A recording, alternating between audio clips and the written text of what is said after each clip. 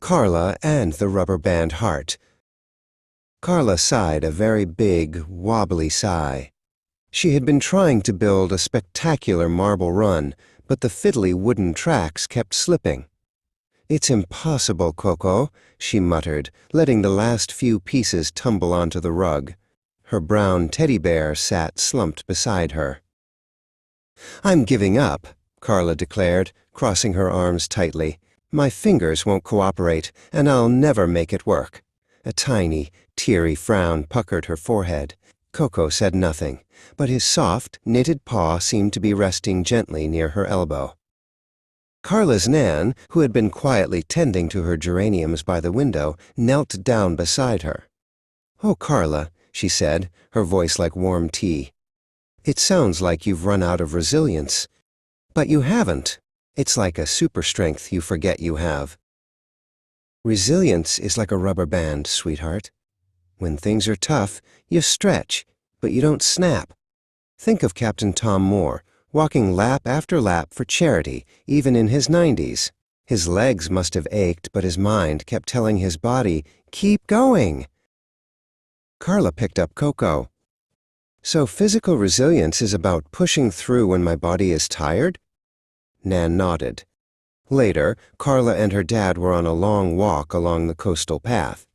Carla's knees began to ache, but she remembered Captain Tom.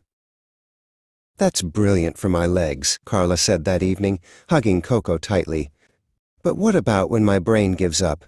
Like with the marble run, I got angry, not tired," Nan chuckled. "Ah, that's mental resilience. It means not letting a mistake be the end of the story." "Think of Sir James Dyson," Nan whispered. "He invented the bagless vacuum cleaner, but he made 5,127 failed prototypes before he got it right. Every fail could have made him give up, but he learned from each try and kept believing in his design." Carla put Coco on the table next to the unfinished marble run. "Sir James Dyson didn't quit after 5,000 tries," she whispered to her bear. She looked closely at the pieces that had tumbled.